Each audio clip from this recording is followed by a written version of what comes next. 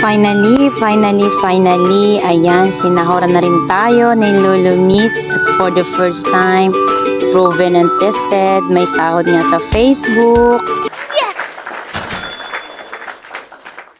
Bago i-reveal ni Inday kung magkano ang ating sinahod, ay titingnan muna natin ang ating previous reels bago binigay ni Lolo Meets ang ating sahod. 3, 2, 1. Magandang buhay mga kaibigan.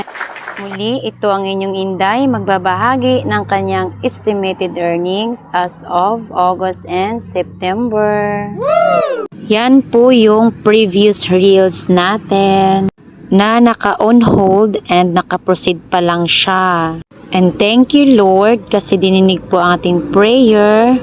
At masasabi nating blessings, thank you Lord. Pero bago po yan, palambing naman ang aking profile.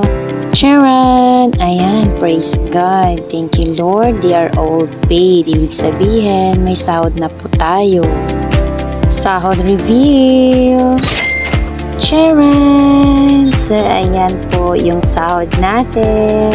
Kay Facebook sa loob ng 2 buwan. Sa PayPal, hinulog ni Lolo Meets dahil doon po nakalink ang aking Facebook account. And then, tinransfer na lang po natin siya sa isang bangko na hindi po sa akin para lang makuha po yan. Bank account ng aking partner ang aking ginamit. Kung anong sinimulan mo, ipagpapatuloy mo lang po yan dahil balang araw ikaw naman ang masasahuran ni Lolo Meets.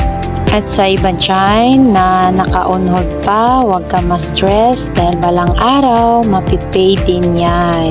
Yes! So ayan, thank you for watching. God bless us all.